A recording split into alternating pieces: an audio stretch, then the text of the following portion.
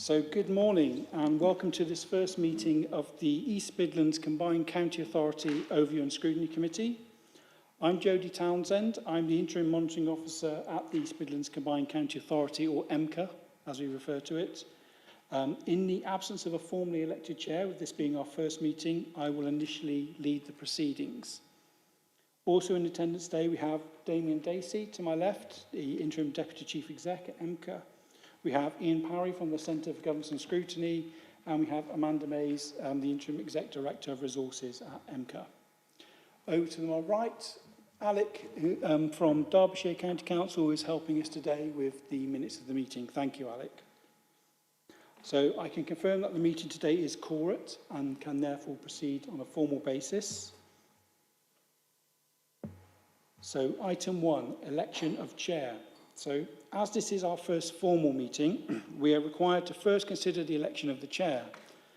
A report, item 1 in the agenda pack, sets out the background to this item and the process for electing a chair. The report sets out the legislative framework for election of a chair and EMCA's constitutional requirements, which are, in short, it is this committee that will elect its own chair. The chair will be an appropriate person rather than an independent person. This is a decision taken by the EMCA board. For clarity, what that means, appropriate person refers to it being an elected member who is a member of this committee. An independent chair would be someone we go out and recruit independently and then appoint. The chair must be a member from a constituent council, and the chair must not be of the same political party as the mayor. Those are 2 points set out in legislation. Nominations are required to be moved, then seconded for the position of chair. If more than one nomination, then it goes to a vote of voting members of the committee. You will note from the membership list, plus email correspondence from myself in the build-up to the meeting, that we do not yet, as yet, have the Nottinghamshire County Council members appointed to the committee. I have therefore sent an email around asking members if they want to consider deferral of election of a chair until the committee has its full membership in place. Deferral would also provide more eligible candidates for the role, as you would then have a choice of 4 rather than 2, as both the appointments from Nottinghamshire would be coming from a party not of the same as that of the mayor. This, of course, though, is a decision for you as a committee. If a decision to support deferral is taken, then the committee would need to elect a chair for this meeting only. Can I open up this agenda item to the committee for debate, questions and proposals? Thank you. Councillor Abrahams.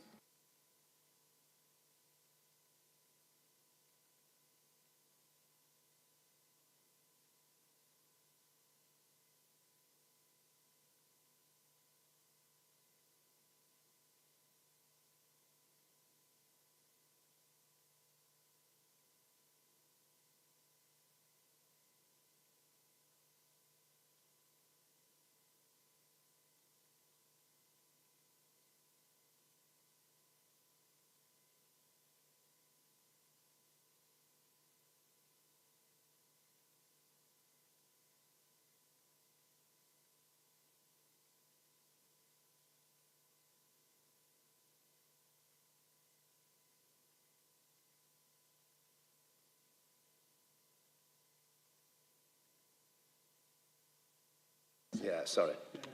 Yeah, could everybody hear? I think you could hear. You could hear that. Yeah. So in summary, you know, it's the start of a journey. We want to get it right. It's an important position, and most good decisions are made around good information to make that decision upon. So that's my contribution. Thank you, Councillor Abrahams. Very wise suggestion. Is there anyone else? Well, I think there is some merit in that. We are a new body, and therefore, for all of us, whoever's nominated, I think, will be new for most of us. And I think delaying the decision, because the chair is an important role and in shaping the agenda and helping driving us do our job of work. And I'd be reluctant to lose that momentum today, when we can appoint somebody today, It won't be for a full term anyway, because I assume they'll be re-elected around next May time anyway, like most of our authorities will make fresh appointments. So I personally would be in favour, if we have 2 eligible candidates today, to hearing from them and then making a decision today so that we can actually get on with the job of work and have an agenda that we can begin to work with at the next meeting in the autumn. Thank you, Councillor. In that case, if that's the way, Councillor Dixon, please, thank you. Thank you. County Hall, and I can't work them now. So, yeah, I concur with Councillor Gillett. I think, you know, this is an important committee, and we need to be, you know, heading out and setting an agenda on this. Is there any particular reason why Nottinghamshire have failed to nominate the 2 representatives, please?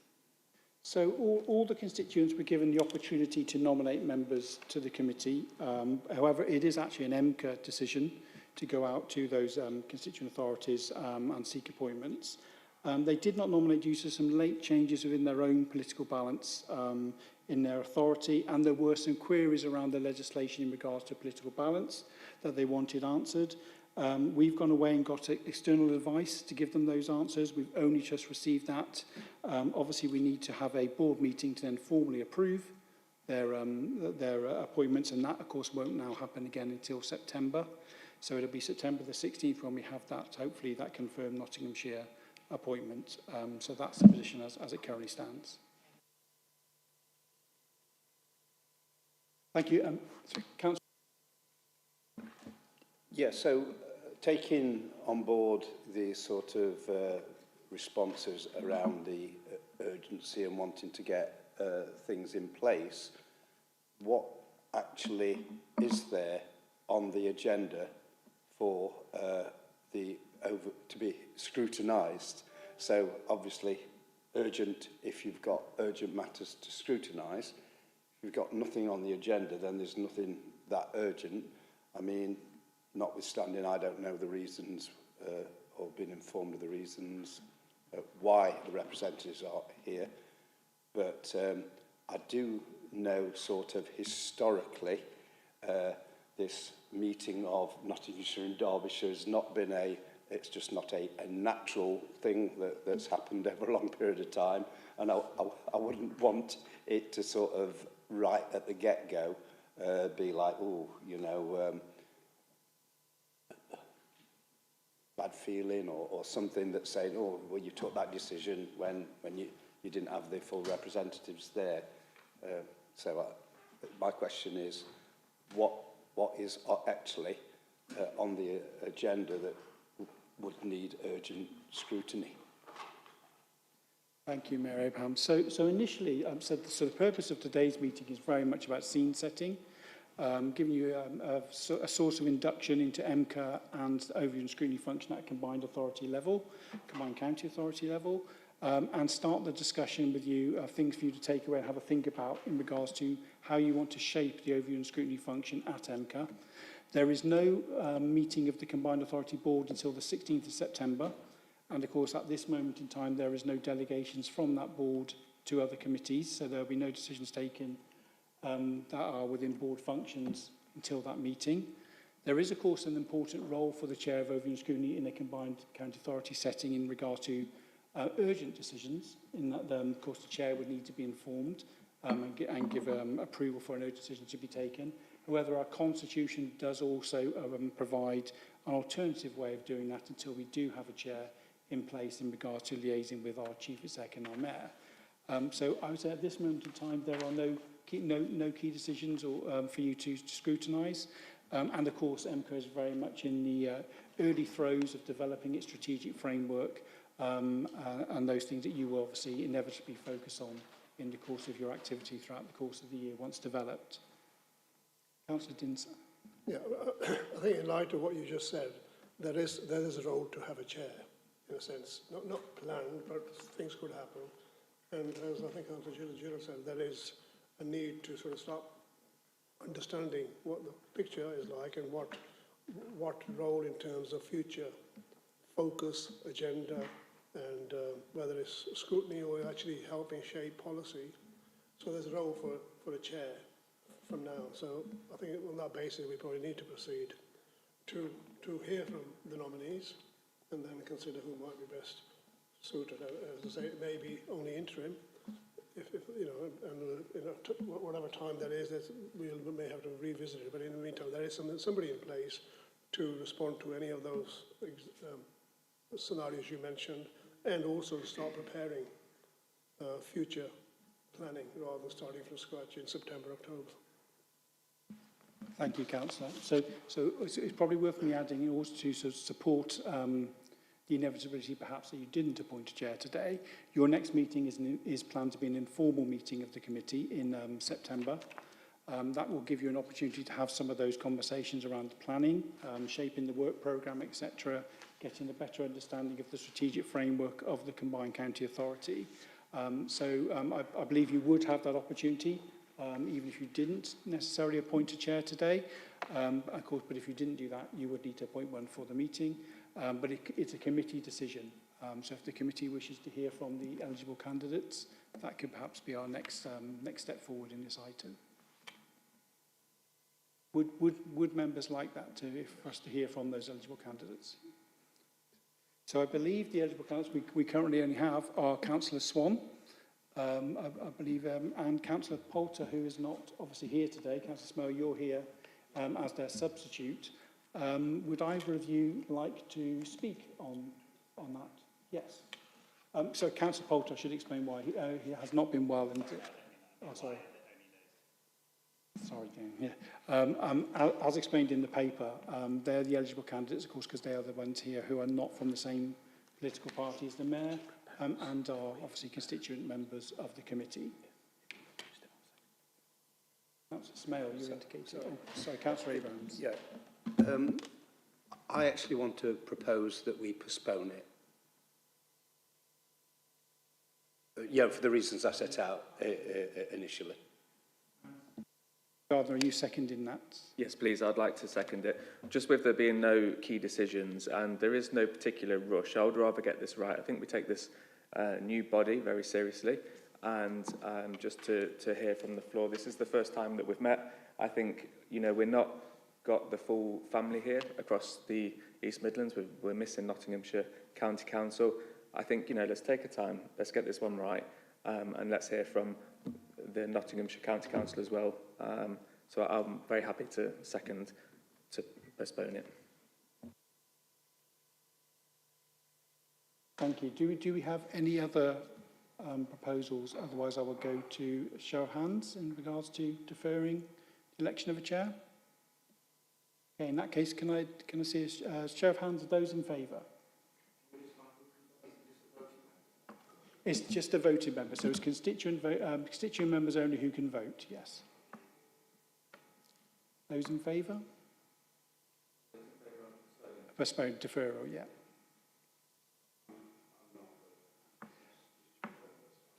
But you are able still to move the nomination, Councillor Abrahams. Those voting against? So that deferral is carried by 3-2. In that case, we need to elect a chair just for the purposes of today's meeting. Are there any nominations for that position today? Thank you, Councillor Dixon. Is there a seconder? And I'll second it on the basis that he is actually from the constituent member as the main member rather than the substitute member. It makes sense. And we can see him in action as well. A test run as such. Councillor Swan, is there anything you'd like to say, or shall we move to the vote on that front? If there's no other nominations for candidates, then Councillor Swan, can I ask you to come up to the front table to chair today's meeting?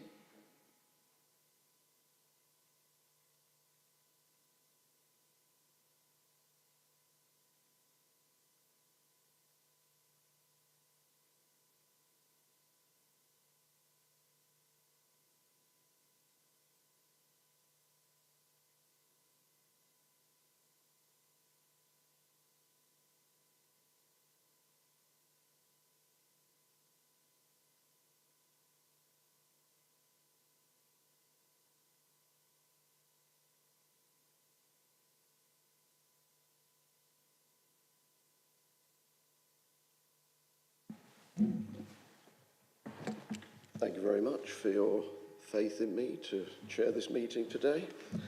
Item 2 on the agenda is apologies. Thank you, Chair. So, as mentioned, Councillor Poulter has provided apologies. He's represented by Councillor Smale acting as his formal substitute. Councillor Power has given apologies. I believe Councillor Jalil, you are here in place of Councillor Power. And also we have apologies from Councillor Hughes. Councillor Brannan as well. Thank you very much. Thank you. Item 3 is declarations of interest. Do we have any? So none received prior to the meeting either, Chair.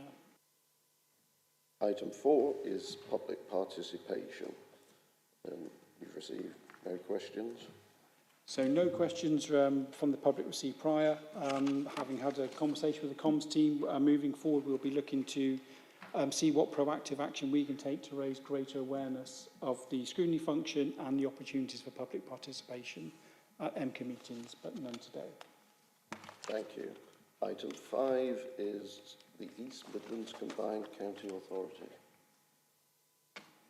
Thank you, Chair. So this is an opportunity for committee members to learn a little bit more about the MCA, the Combined County Authority, and the context in which it operates. I'm going to hand over to my colleague Damien Dacey, our Deputy Chief Exec, to begin this item.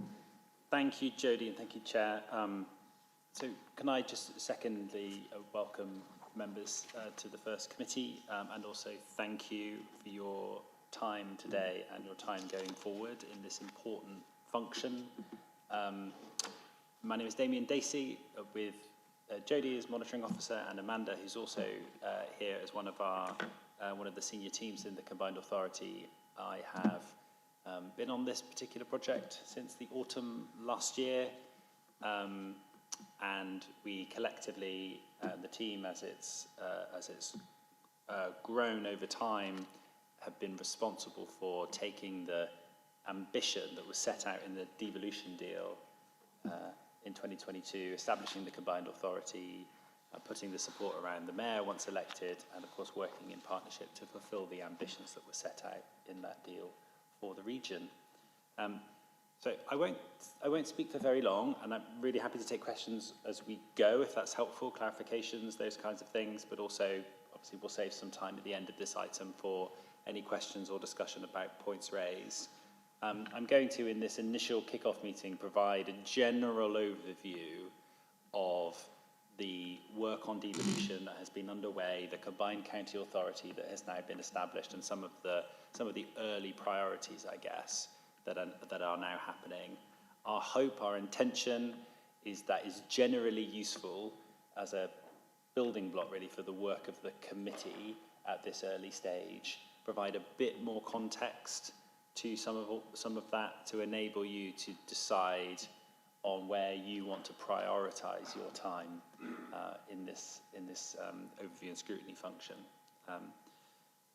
So I've got some slides which I'll use as a baseline for it, and they should appear on the screen. So, a brief history of devolution to the East Midlands. I mentioned the devolution deal that was concluded in 2022.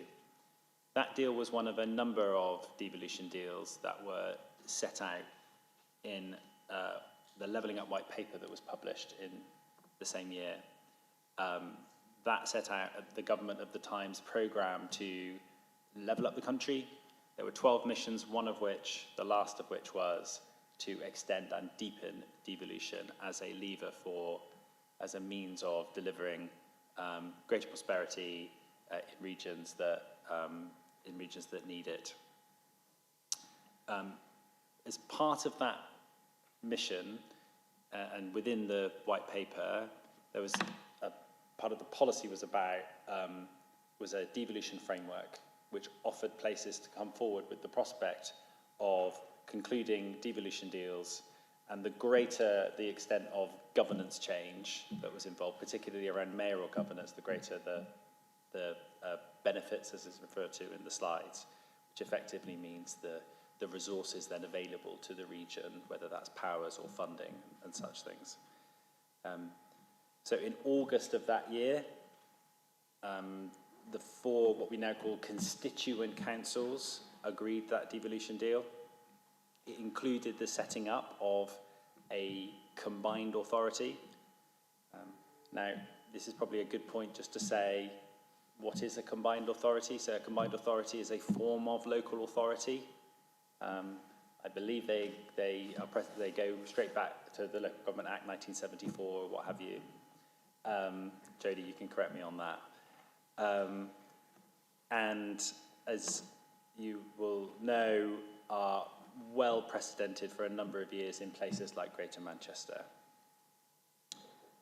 The distinction with this area is that it was the first new form of combined county authority. That means that, unlike traditional combined authorities, which have to include all local authorities within a geographic region, the combined authority could be formed from only the upper tier authorities. So to take an example of that, in Cambridgeshire and Peterborough, the Cambridgeshire and Peterborough Combined Authority is a combined authority of Cambridge and Peterborough, the County Council of Cambridgeshire, and all the districts within Cambridgeshire too. So they are all around the board table as effectively full members. So we are different in form, and this is the first one of these in the country, where the model is if you like, the full voting members are the upper tier authorities, and then we can talk much more about this, and Jodie, you will too. The way that the governance works is then the wider local authorities within the region are then represented at the board through a system of representation. Okay, and then so the sort of institution was one element of the deal, setting up that institution, and as was having the first directly elected mayor of covering that administrative region, the title of which in legislation and in practice is the East Midlands Mayor, or Mayor of the East Midlands. There was then a process of implementing that because it involves a transfer of powers and the setting up of a new institution. That all had to be set out and proposed, including publicly, so there was a public consultation. Because the combined county authority provisions were new, there needed to be new primary legislation, so that was enacted much later than when the deal was done. So that was in the, it was quite late in 2023. I think it might have even been December or November 2023. That then enabled in December into January what was called the Establishment Order, which is the secondary legislation that, using those primary powers, allows for the combined county authority to be established and it to be vested with particular powers. And that order, that piece of secondary legislation is provides the framework within which then the constitution of the combined county authority has to then operate, including the use of powers and including the use of where powers are, say, held, are sort of mayoral powers, or the majority of which need to be used by the board collectively. There was then, as we know, the inaugural election for the East Midlands Mayor, which took place on the 2nd of May, and the Mayor took office on the 7th of May for a 4-year term. The next thing, of course, what happened was a few weeks after a general election was called, and as we all know what happened, we are now just coming off the back of that. So, I hope that's helpful just in terms of the kind of broad timeline. What does devolution mean for the East Midlands? Well, it means several things. It does mean, I'll pause there, Councillor. Yeah, just one question about the primary and secondary legislation and that comparison that you had there where Cambridge and Peterborough had the county and the districts as constituent members, and you say we're the first that's got this one where the districts aren't constituent members. Easy to conclude there was some kind of political motivation behind that, but we don't know. But what would be needed to change that?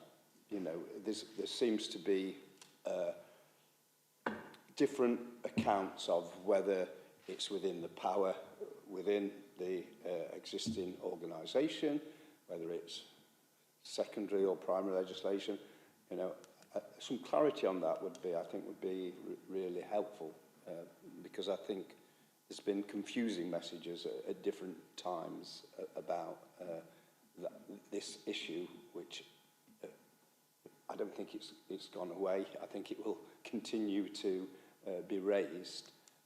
And so, yeah, I think it was an appropriate time to maybe get a bit more information on that. Do you want me to, is that okay? So thank you, Mayor Abrahams. I mean, my response, absolutely a bit to try to be helpful to your question specifically, but also to the committee. I think there probably are two, thank you. I think there probably are two related points there. So I think one is about the fundamental governance model of a combined county authority and the sort of theoretical choice between that route and a combined authority, like we have in Cambridgeshire and Peterborough. I mean, I'm happy to provide some comment on that. My understanding at the time of my reading of national policy is that the ministers were not interested in creating any more combined authorities in two-tier areas, and that their strong preference was the combined county authority model in two-tier areas. And so if you think about other deals that have been concluded off the back of the East Midlands deal, so for example, not far away in Greater Lincolnshire, there is North Lincolnshire, North East Lincolnshire, and the county of Lincolnshire are using a similar governance model to progress their devolution deal, and the districts and boroughs there will have a similar relationship to that combined authority through, my understanding, is the system of representation. But I think that there is still a relevant thing, and it may be of interest for the committee to understand, given where we are now, what would be the legislative or other barriers to moving to the sort of CPCA model, if you like. And I'm sure that that's something that we could provide further information on. I don't have it to hand because there'll be quite a lot of complex legalities to that. I think the point that you then moved on to, which is one that I totally recognise, is given the CCA model, how do we understand and ensure there is proper inclusion and representation of all local authorities within that model? So rather than changing it, which would be the first thing, and I'm sure that's something that will be of ongoing interest to the committee, particularly with respect to where the governance model of the combined authority starts to evolve. So rather than just having a board meeting, which is what we've had so far, and only one formal board meeting, one or two, is all of the committees and other such forums which will proliferate and provide more focus on individual issues like transport, skills and housing and other such things, where there will be inclusion of district and borough voices within those spaces. So really happy, and obviously we'll take the committee's steer on that to provide some more focus to that question at your next or subsequent meetings. And if I can just add to that, I also think, Mayor Evans, I think you were referring to the voting issue. But so in regard to the voting issue, obviously at the moment it is constituent members only who can vote at combined county authority committees, the board, and our regulatory committees. That is a legislative requirement at this moment in time, but it was an issue still discussed by the constituents when we were creating the governance framework. And the constituent leaders all unanimously agreed that they would like a starting position that kept those devolved powers focused upon those that they've been devolved to, being the constituents, and they would like a starting position of constituents having the vote. Obviously limited anyway by the legislation, which only allows them to have the vote.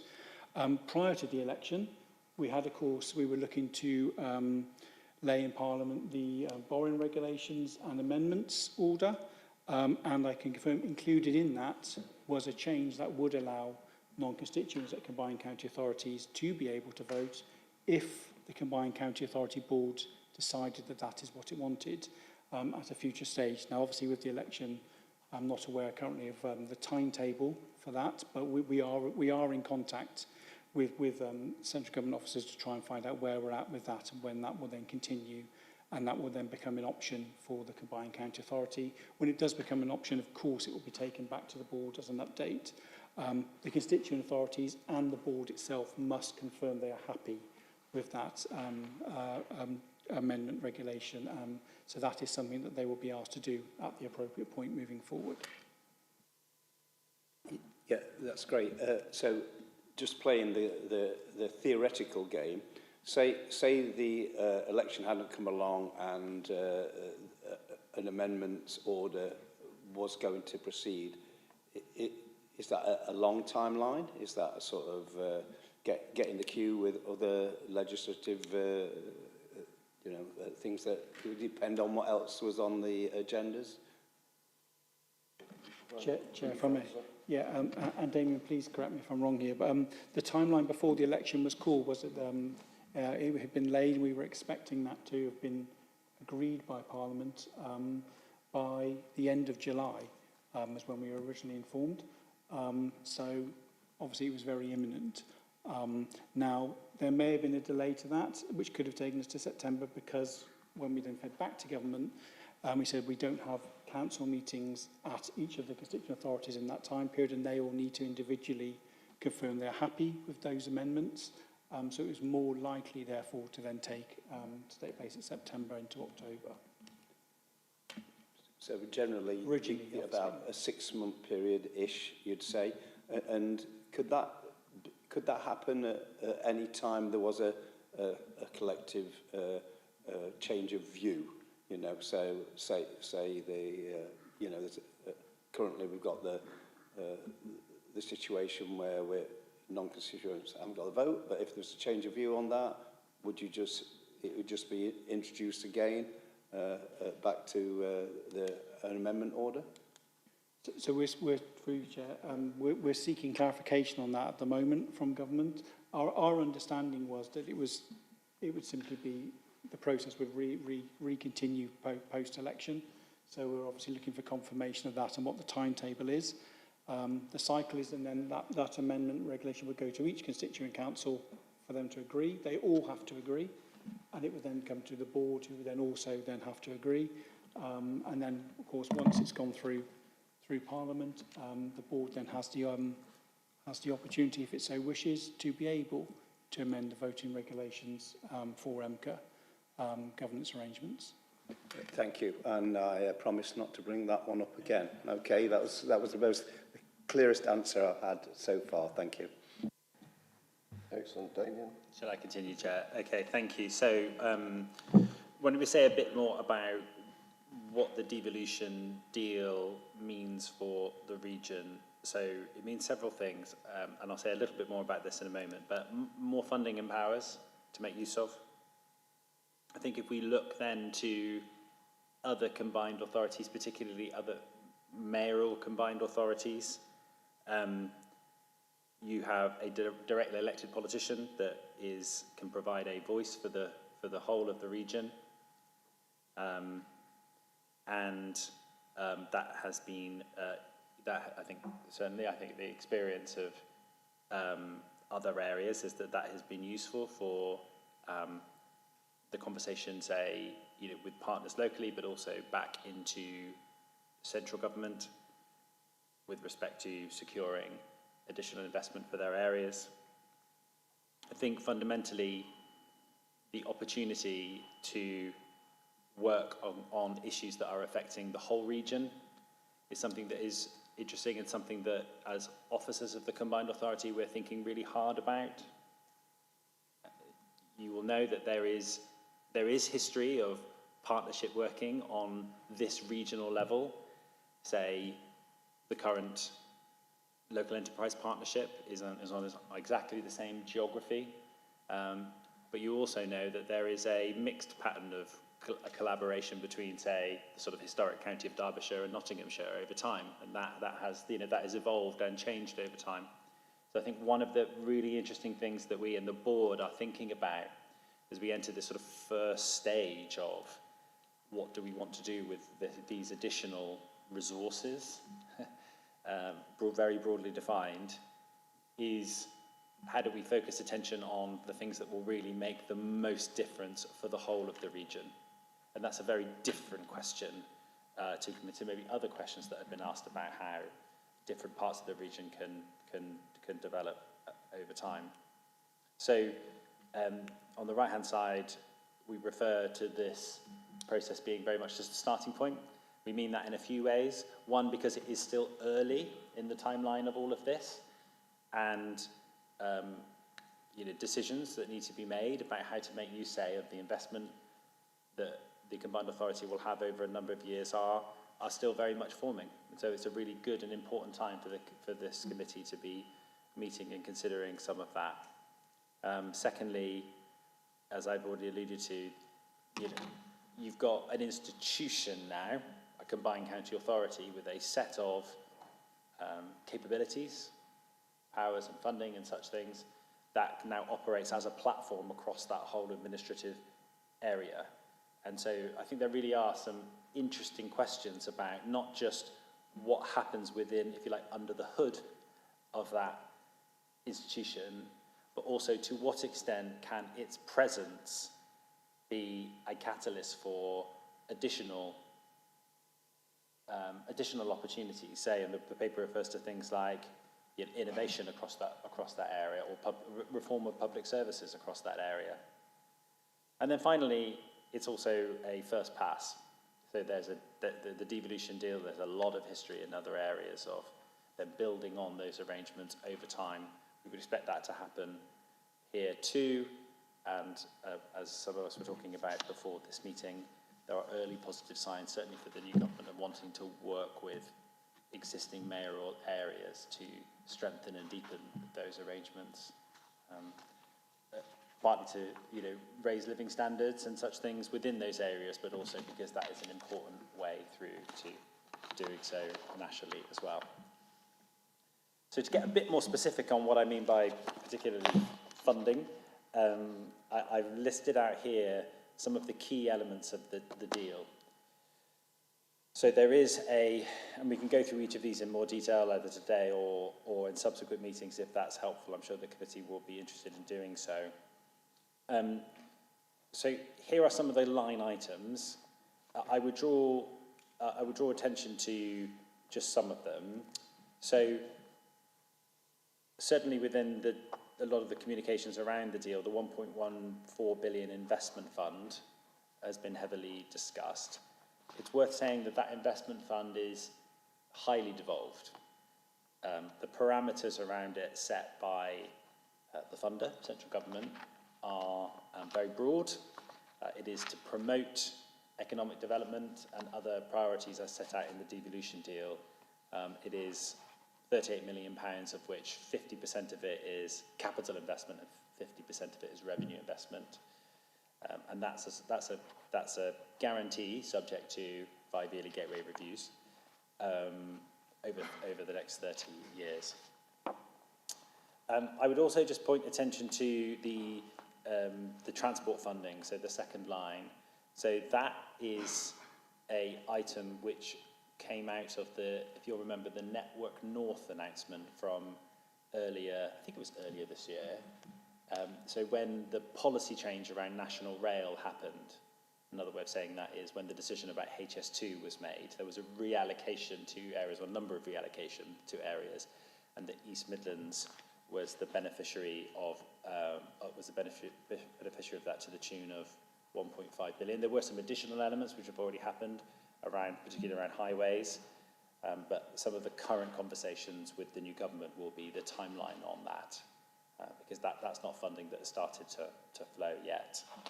I'm happy to pick up any other comments on the others. I would just jump to the bottom now, and just to say we've left a hook in here, which is what I've just previously referred to, which is the opportunity to extend the devolved arrangements to other, to deepen those evolved arrangements in the so-called sort of level 4 offer. The key element of that level 4 offer, now you'll notice there's a series of 6 bullets here. Some combined authorities have over 100 different funding lines. And maybe to local authorities, that's not unusual, but it's 100 different funding lines of local growth funds. So they're all sort of broadly attached to the same thing.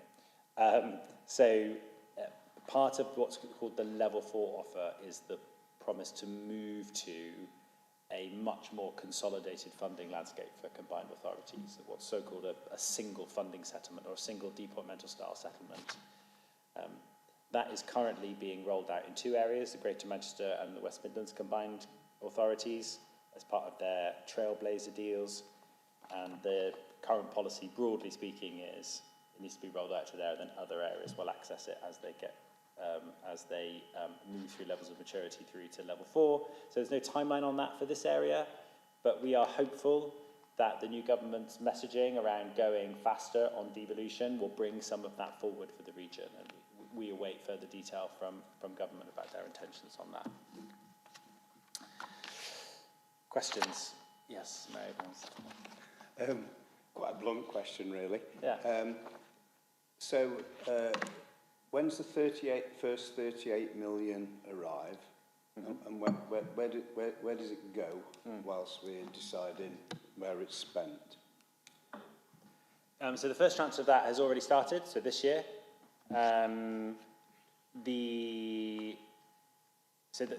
clock on the 30 years has already begun. The board have not considered yet directly the decisions around the allocation of that funding. There's a few reasons for that. The first and the most prominent of which is the board has spent its time thinking more about what are the strategic priorities broadly defined for directing all of this investment. And I was just about to I'll come on to that, and it'll be familiar, I'm sure, but some of the work we've done around, and the board have agreed around a strategic framework. So there's that reason. The other reason is because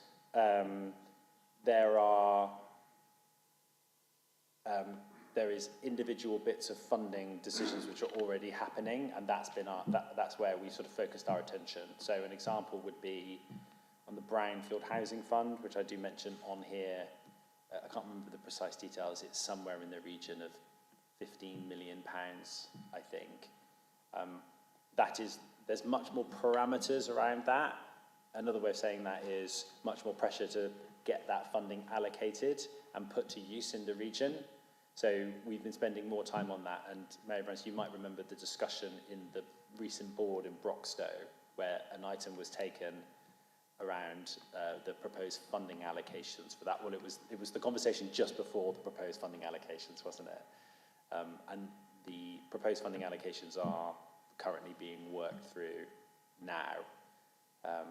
So I'm not quite sure, Jodie, I'm not sure if you are aware what the kind of next steps are with respect to the making of a decision on those. But it was more just to give you an example, really, that there are other areas where some attention is being given first.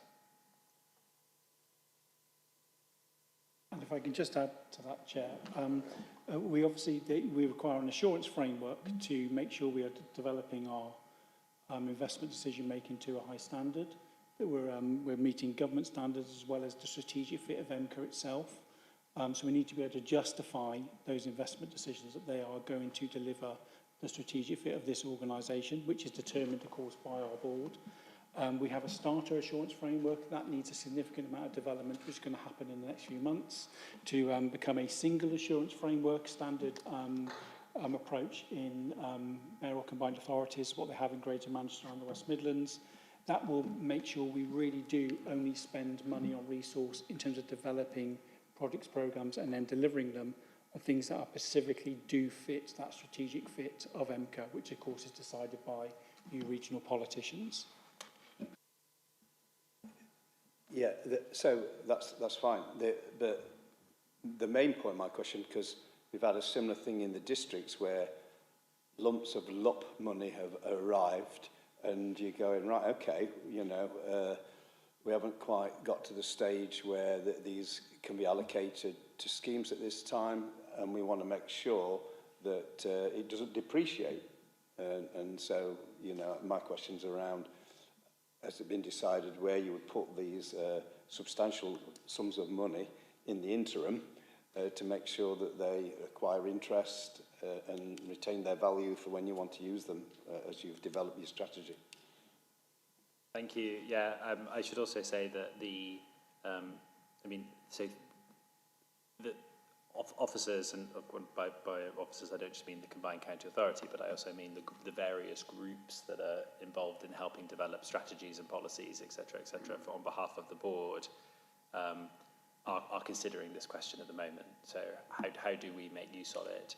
I think there are some choices to be made about whether you take the series of investment potential that the combined authority currently has, which is a fraction of what it will be, because there is a definite ramp up of investment capability over time, and whether you start to make some initial investments now, or whether you allow more of this conversation about to what ends are we trying to deploy all of this first. So there's been that dynamic happening, as well as of course, there being a general election during which you can't make major decisions, of course.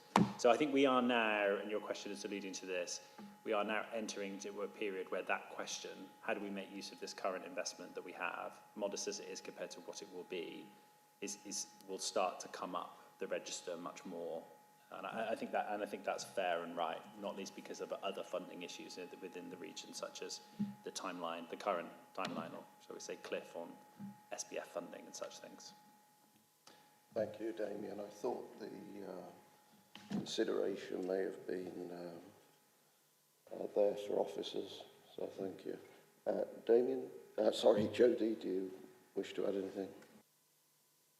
No, nothing further on that, other than just to say, if you go back and look at the board papers from the June meeting and from the March meeting, there's a paper in both of those about the current strategic framework, interim approach, and that includes some detail on some of the things that where the board have approved some initial development and spend. But as I say, we'll be moving towards that process in the future where members and the board are really directing what our pipeline is and how we move that forward. Thank you. Chair, would you like me just to finish the presentation and then we'll pause? Yes, would that be okay? So I mentioned the work that the board have considered around the strategic framework.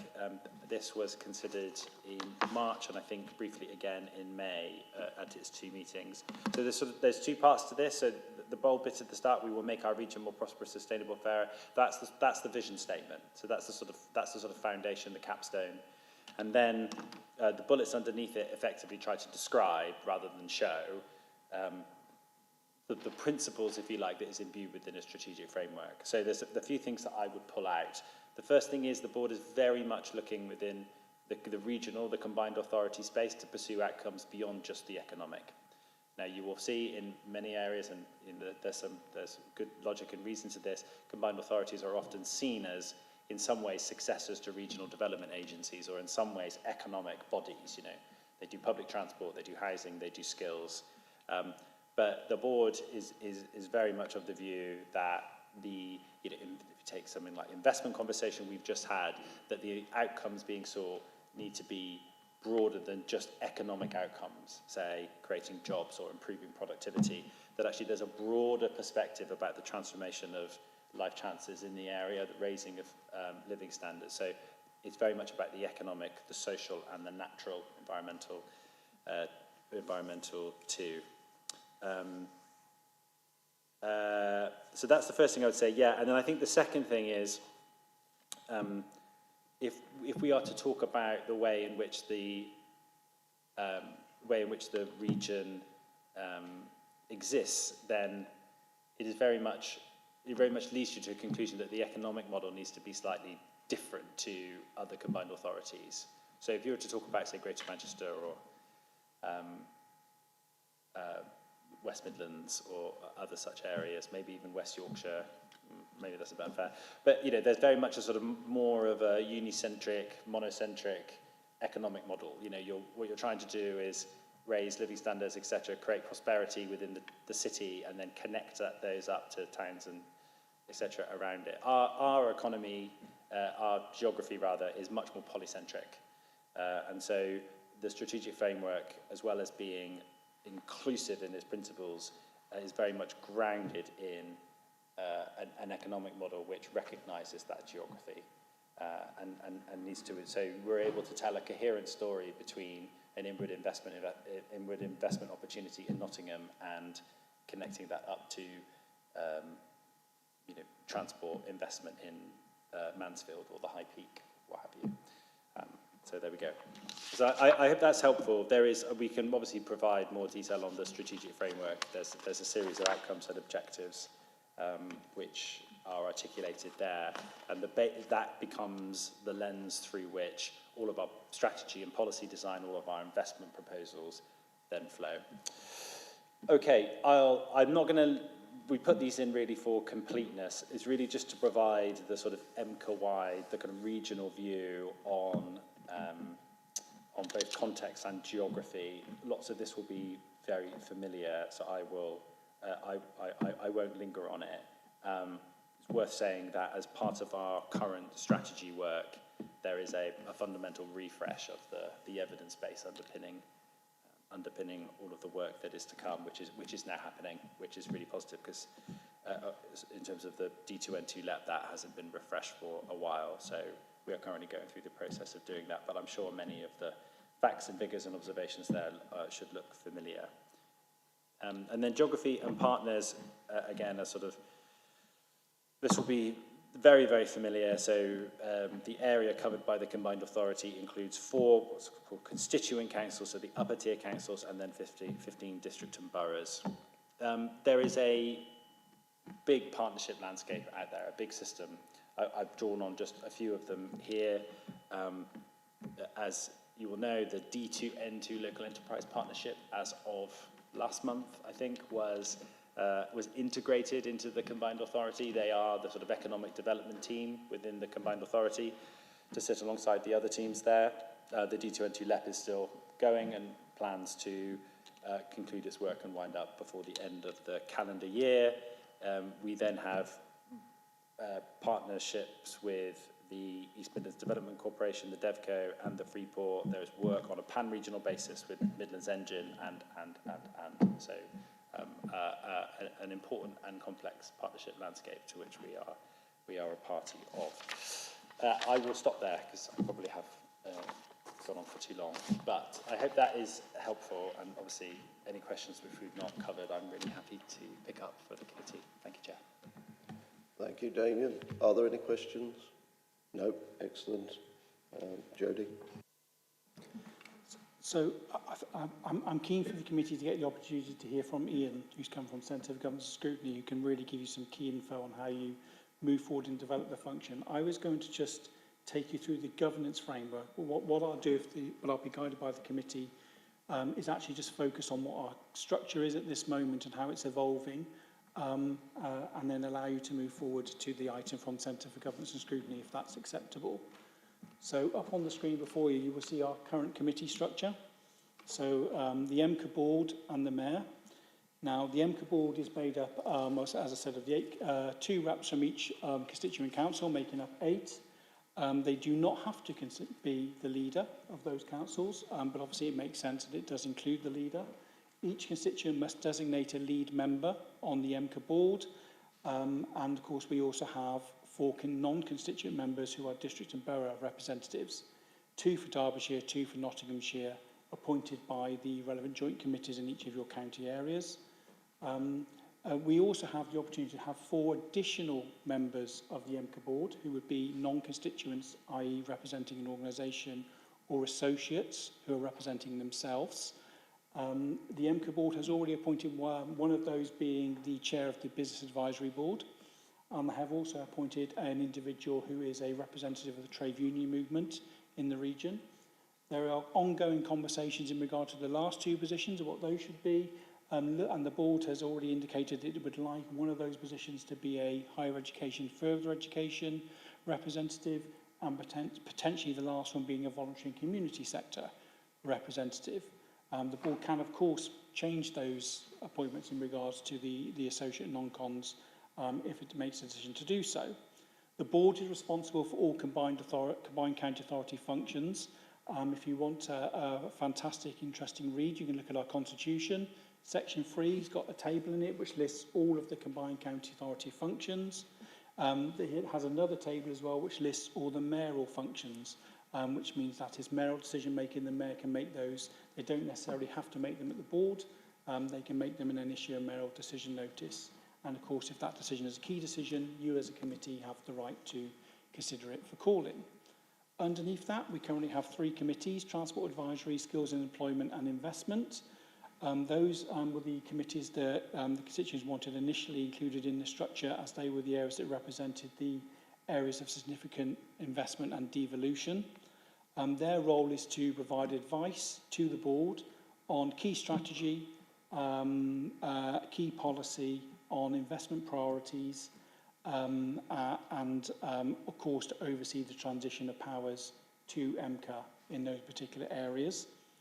To the left, you've got our regulatory committees over in Scrutiny, of course, which you will understand the role of, and our Audit and Governance Committee. Audit and Governance obviously responsible for standards, annual governance statement, our accounts, and of course constitutional development. And then finally, to the right there, we have the Business Advisory Board. Now, the Business Advisory Board is not necessarily a new LEP. The Business Advisory Board is the business voice of the East Midlands. There is a thing called the English Devolution Accountability Framework, which really sort of pushes forward representation at combined authorities and how you might want to get future devolved powers. That requires you to represent the business voice in your governance structure. Our Business Advisory Board, we are about to go out for recruitment to. It will include private sector representation from across major employers, from across small and medium sized businesses, and of course business representational bodies. The Business Advisory Board also has embedded membership in each of those committees: transport, skills and investment, in order to give the business voice representation at those bodies. Now, this structure is already evolving. So we have already been directed by the board to create an innovation advisory board. So we expect proposals to come to the September meeting around what that would include and who will be represented on that body. And there are conversations going on at the moment about how we move forward on the housing agenda and whether we need a housing advisory committee. Again, that is something that is in development and perhaps we'll see at the September board. The Mayor also has the ability to create her own mayoral governance structure. The Mayor is looking to create a homelessness task force to work with partners on that particular area. And the Mayor is also looking to create a biodiversity and nature MAG, or mayoral advisory group, who will work with constituents, districts and our boroughs to see how they can support them in creating new policy and support them with their, I think it's called the local nature recovery strategy. Thank you very much. So that is our governance framework. I'll very quickly just touch on a few other things just for importance. Board is the place where all strategy is approved within the combined county authority. So the committees may develop strategy proposals, but it's the board alone that can decide upon whether those strategies are agreed. If they are agreed, they may then send them back to those committees to then oversee implementation of those strategies. So that's in effect how that sort of strategy policy system develops. I will pass back to you, Chair, if I may, and just let you know we will send these slides around. So those I've not spoken to, please contact me if you have any queries or questions. And we can raise, obviously, any issues when we have the informal meeting in September. Thank you, Jody. Mayor Abrahams, briefly. Yeah, the Business Advisory Board, you said you're about to go out to recruitment. How will that take place? You know, how will people, different areas, put themselves forward?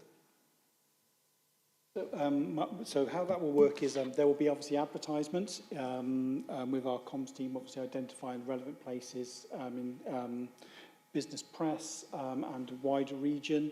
And of course, we're utilising existing business representation bodies like Federation of Small Business, Chamber of Commerce, etc. And they will also be engaging with major employers and other employer groups to sort of get that message out that these are roles we're looking to recruit to.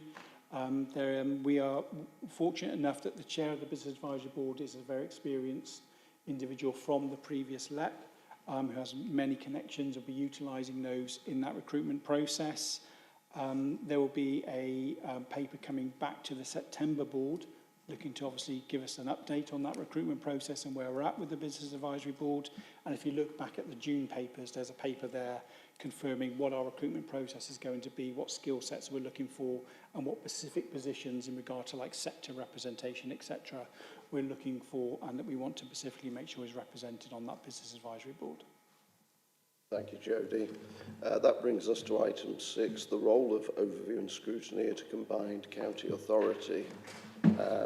As Jody said, we are fortunate to have Ian Parry here from the Centre for Governance and Scrutiny, and he's here to tell us the difference between scrutiny at local authority level and at a combined county authority.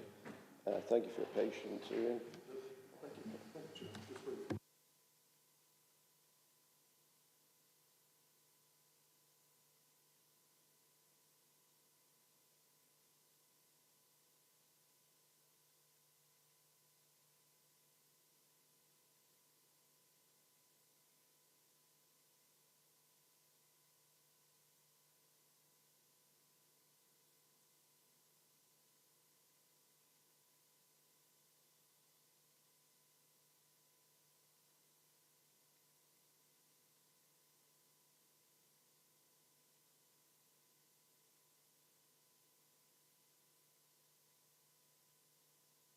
Great, thank you. Thank you very much, Chair. Good morning, everyone. I think I'm not quite sure how long this is going to last, but what I'm suggesting is that we take questions and have a conversation as I go through this set of this slide deck, if that's okay with you. My name is Ian Parry from the Centre for Governance and Scrutiny, as I said. I've worked with quite a few combined authorities over the years, and I think what my experience has been, and I think it's generally accepted experience, is that scrutiny has found it difficult in terms of their engagement and impact at combined authority level. So there's been a refresh, a rethink, and I think a much more serious structure around the role of scrutiny in combined authorities, particularly for these Tier 3, that I wanted to come and talk to you about. Most of these combined authorities, in my experience, have found it very difficult even to get quorum at meetings, and it's been a bit of a struggle, to be honest. So moving forward, I think the idea is, the expectation is that scrutiny has been elevated and has got, if you like, more and sharper teeth to be able to do its job. So I just want to go through with you the role and task, if you like. You will find, as you get into this, that it's very different from scrutiny at your constituent authorities or your other councils represented in this room. It is different because I think at local level it can vary between quite focused scrutiny to quite strategic scrutiny.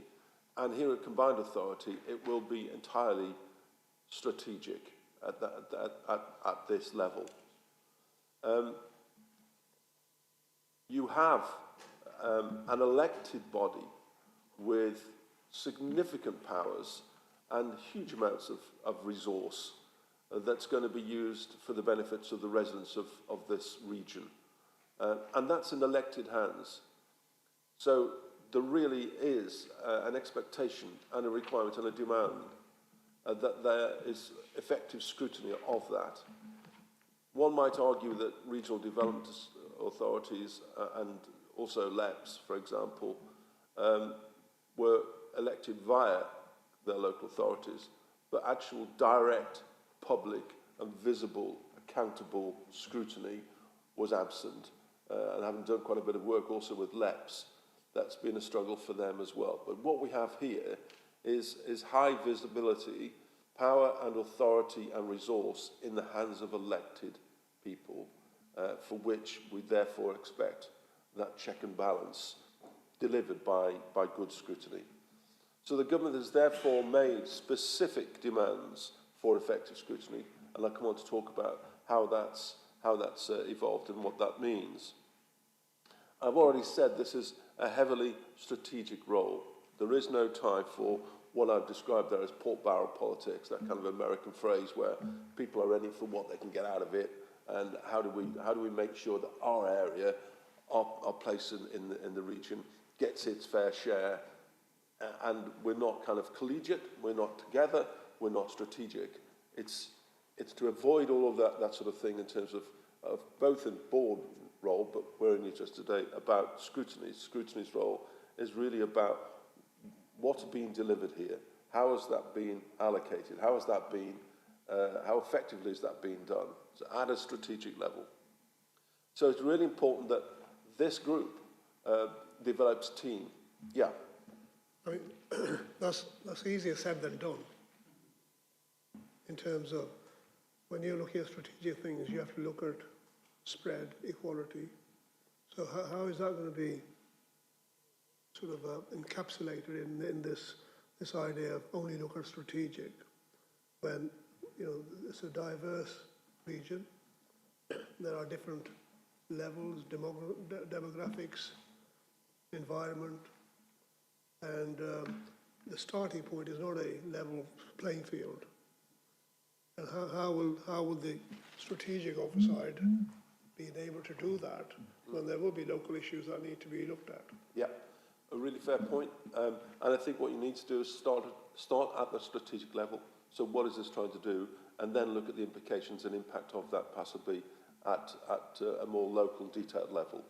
Rather than starting down here about my place, my town, my street, and trying to work it back and fit it into the strategic. It's starting at what is the strategic decision here?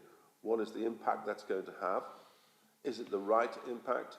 And what are the variations of that decision? So it may well have a different impact over here to over there. There are, assessments that need to be made about those things, aren't there, in decision making? And those are the sort of things that scrutiny can test and challenge. So, the local impact assessments are something that scrutiny can explore. What I'm trying to say is that if you start at the local level, it will be very difficult to get up to the strategic level and you'll miss it. There are going to be, it was already described this morning, all the things that sorry, Councillor, did I? Sorry, Councillor, did that help you? Just sort of you do need to understand the local to create the strategic. So I'm sure one of the things that the Mayor is already doing is understanding what the local issues are, where there's strong local services or facilities and where there's weak. So you need that knowledge at the local level to build up your strategic strategy. So it's just a little bit, I find it's always a bit difficult to sort of unpick the two. You need to look at the strategic, but it needs to be informed by the local variations of knowledge. I totally agree, Councillor. They are not disconnected, they are connected. And you do need to be kind of helicopter and microscope at times, don't you, in terms of being able to see both ends of it. Totally agree with that. I think what's been described this morning, though, about the level and complexity of the decisions that's been made through the board and Mayor, that are very wide and very highly impactful and high-value projects and initiatives and strategies within the framework of the combined authority. They are big strategic decisions, and in a sense, there is an expectation that scrutiny will get into those things, because otherwise, if you cast our net too wide, there are a huge number of decisions that are going to be made, high-impact decisions. If we try and scrutinise everything in detail, that will become a real burden for scrutiny, I think, over time. But of course, how you scrutinise, what you scrutinise, is entirely up to the committee itself, of course. I'm just advising based on our experience, my experience of working with combined authorities and where the kind of pitfalls might be moving forward. Matt? Yeah, just because of the complexity around,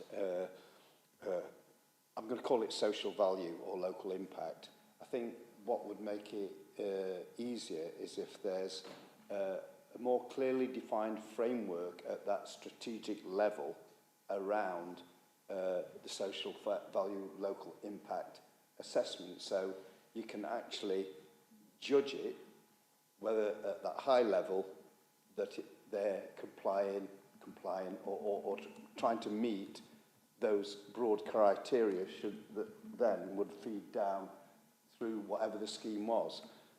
It's just that right now, I think social value and that, it's very much, you know, stick your finger up in the wind a little bit, and depending how you phrase it, you can say, oh, this scheme does, you know, have local impact and effect. But if you've got a better framework for saying what the delivery actually gives at that strategic level and see how it filters down, then you've got some consistency to challenge, if that makes sense. Yeah. I mean, I do see some up-tier authorities using techniques such as the sort of social impact assessments, a bit like environmental impact assessments of policies. I mean, those are sort of things which scrutiny can actually pick up and say, well, actually, what are the implications of this? How will it affect area A as opposed to area B? You know, what are the areas that could be disadvantaged by this as well as advantaged by this? They're valuable questions and valid questions for scrutiny to have. But all I'm saying is start strategic, because otherwise we'll miss the stuff that's really important. The high impact, high value stuff that this authority will be looking at over the next however many years.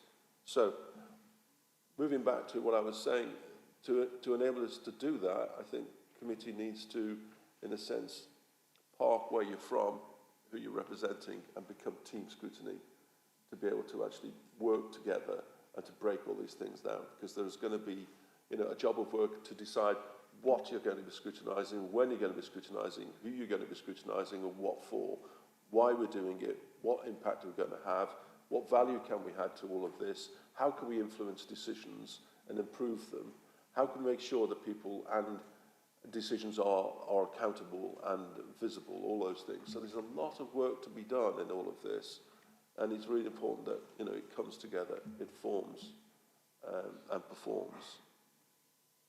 I just put a link there to, sorry, so my key recommendation would be to, was there a question there? There's a light on, so sorry, I didn't miss that. Yeah, I'm just thinking about scrutiny. It's intended that this is going to be a reactive scrutiny, because in Derbyshire we're adopting the model more now of we take something to scrutiny before it actually goes to our executive, and we think that is a better way of operating. Yeah, I'll come on to talk about, in a sense, the methodology, if you like, but clearly scrutiny can only have impact if it's before the decision, really. Otherwise, yes, you can do some review scrutiny of decisions already been made, their effectiveness, did it do what it's meant to do, but its greatest impact is looking forward and being aligned to the decisions and the plans and the framework of the authority to be able to say, well, how can we help to shape this? How can we, through scrutiny, test and challenge to make sure it's as good as it can get? The fact you exist as scrutiny improves decision making. Being effective scrutiny means you get better decision making at the end of the day. My recommendation, though, is that all right, Councillor? And we'll come on to talk about it a bit more. We can have a bit more about that. But focusing on the priorities of the combined authority is kind of the focal point, in a sense. Trying to cast our net too wide will mean that scrutiny is a little bit less effective because it's getting into the detail rather than focusing on the priorities of the combined authority. Okay. A bit of an essential background. We talked about the accountability framework for, talking about the framework for, the policy framework for the authority. This is about the government's expectation of these new devolution arrangements that require now an accountability framework, which the government have put in place. And it's in their words, I'm quoting from the framework, in their words, it's to safeguard against unethical behaviour, inadequate performance and poor value for taxpayers, as if this has never happened in the past, as if. So the accountability framework sets up, in a sense, some expectations of combined authorities and how they operate in the future. And it's a kind of a framework for people to draw off, and your constitution will actually reflect the stuff that's in the accountability framework.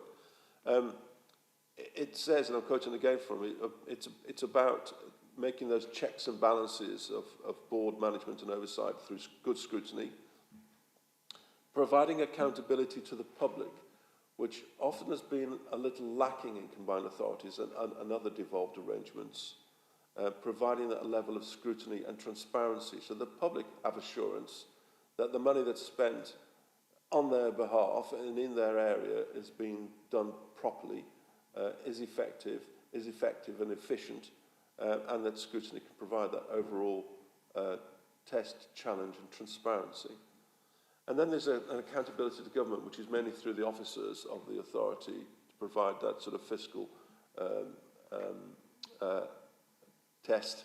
And as we've already said, you know, the 5-year gateway reviews are requirement for additional funding. Within that, there's a scrutiny protocol requirement, which again your constitution reflects, which asks that every institution, as in combined authority, has a sustained culture of scrutiny, and this is really important. This, to me, says for the first time in the combined authority or in the devolution arrangements, government's taking scrutiny seriously and wants to elevate it much higher than it possibly has been in the past. So all of the language and the words around the scrutiny protocol, etc., do say that government have a very much higher expectation of scrutiny and want it to be elevated. So, again, I'm quoting from the scrutiny protocol, that membership on committees, on this committee, and any other scrutiny committee that combined authority choose to have, should be prized and competed for. And it was interesting, we had the discussion about chairing this morning, that you want to take this that seriously, that you want to ensure that you've got a good, effective process for selecting and electing your chair. And similarly, you know, we've had... Councillor. Yeah, I mean, I think that's really important. However, my experience has been that scrutiny that I know of has not been provided with the right resources to be able to do that independent assessment, analysis, and response. Do we know what type of resources are going to be available to the scrutiny element of the combined authority? Is anybody able to answer that? Over to you. Do you have anything? Sorry, just to say that is critical. If you're going to have effective, you have to have it resourced appropriately. And we know, I think most local authorities know that has gone the wrong way because of local authority funding challenges. Thank you, Councillor. I couldn't agree more strongly with that statement. As we're required to do, we will be recruiting a statutory scrutiny officer who will be a Pacific officer resource for promoting and developing and leading the scrutiny function. We are not creating a dedicated scrutiny budget. A lot of combined authorities don't do that because we don't want to limit you to a certain spend and focus of where you put that money. Ian mentioned, for example, about each institution developing a sustained culture of scrutiny.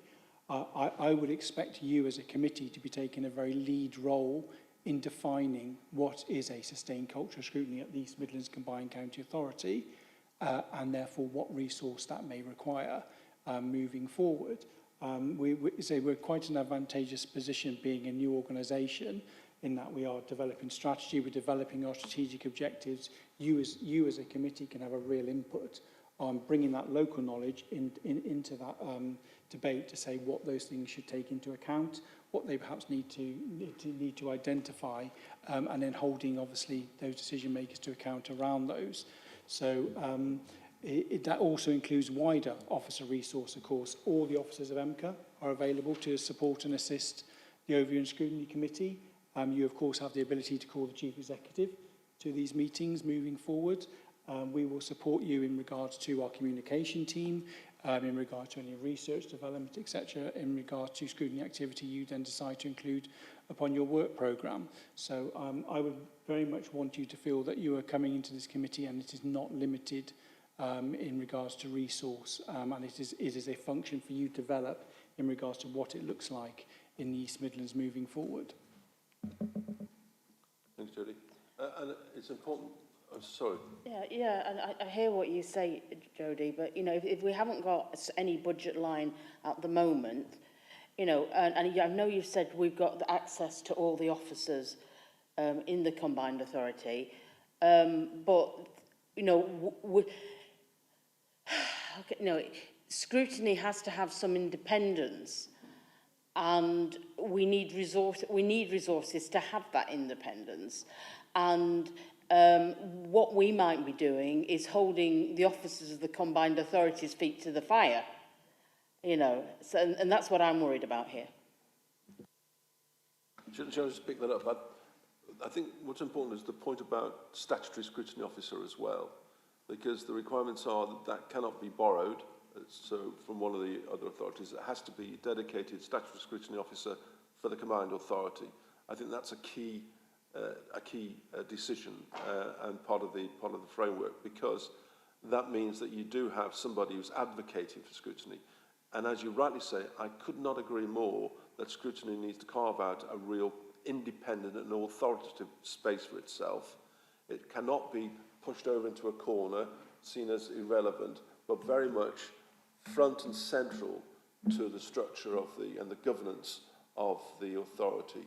It's got to have that kind of power, impact, role and esteem within the organisation.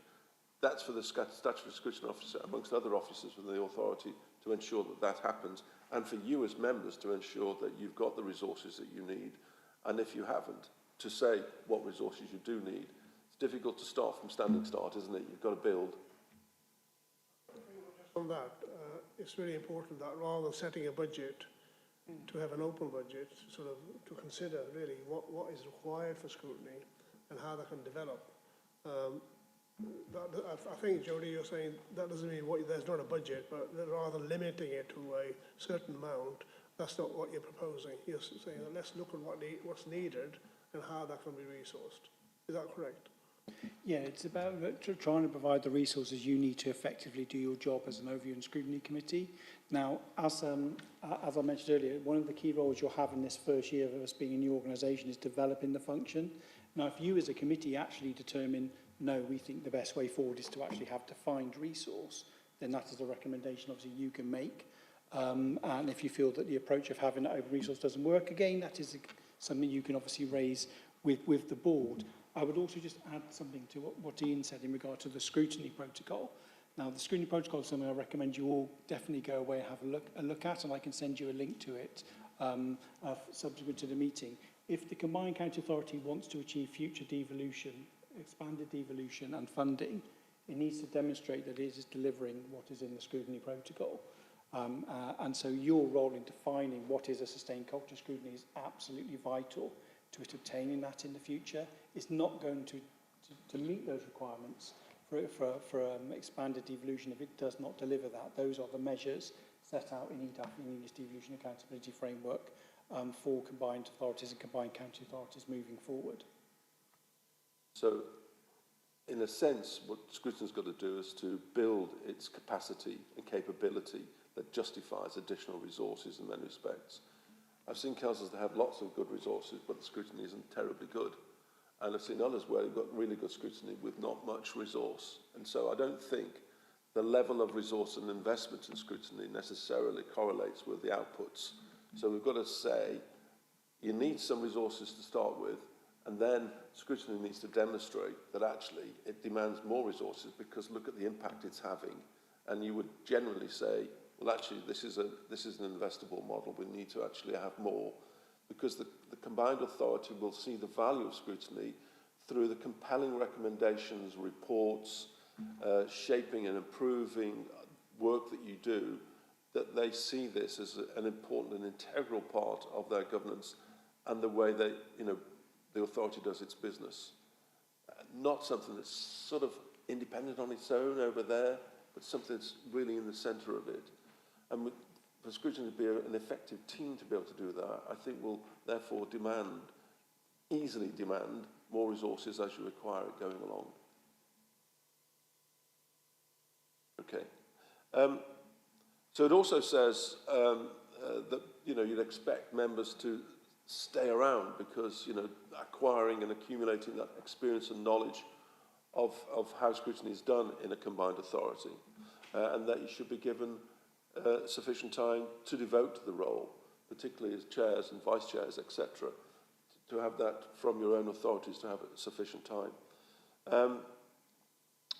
And that actually the outputs of scrutiny are recognised and evangelised within the organisation, within the authority and outside to the public, so the public can see the impact and importance of good scrutiny in a combined authority, that the public can get assurance that all of that work that's been done in their name is being scrutinised and there is true accountability.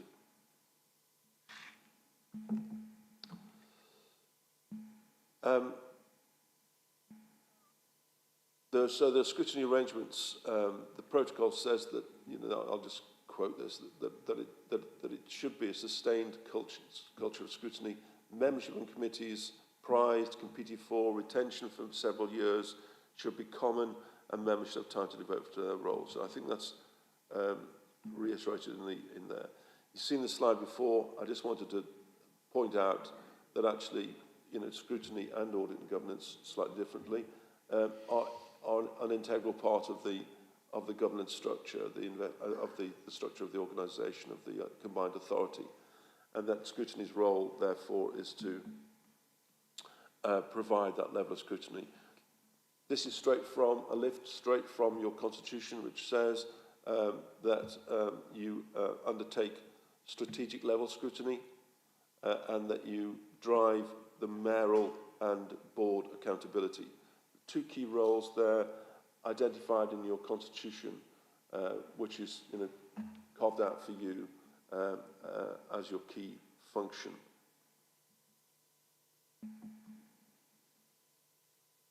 But these are the terms. This is the kind of jobs list for scrutiny in the combined authority.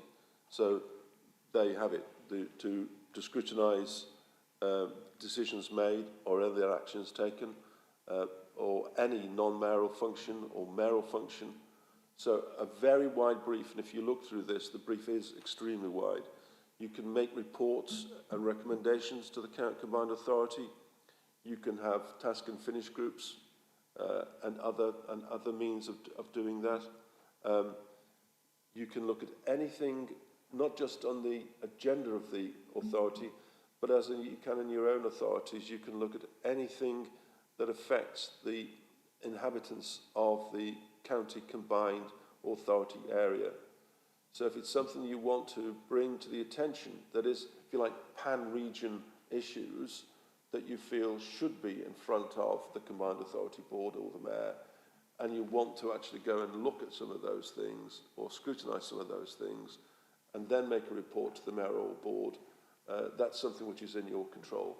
I would expect that to be a fairly limited use of that, because those will be very resource-hungry things, but there will be some things which occur to you that you think that would be worth looking at. What I would recommend is that you don't do that in isolation, but perhaps you have a dialogue with the mayor or key members of the board and officers. Say, we're thinking of looking at this. Can you help to shape it? Would this be useful? Can I get some feedback from the board or the mayor before we go away and do it? Because clearly, either it's going to be a waste of time because nobody's interested in the subject, or it's something that's been looked at elsewhere or has already been done. But so the sort of remit, if you like, therefore, for the committee is broad, and again, high level stuff.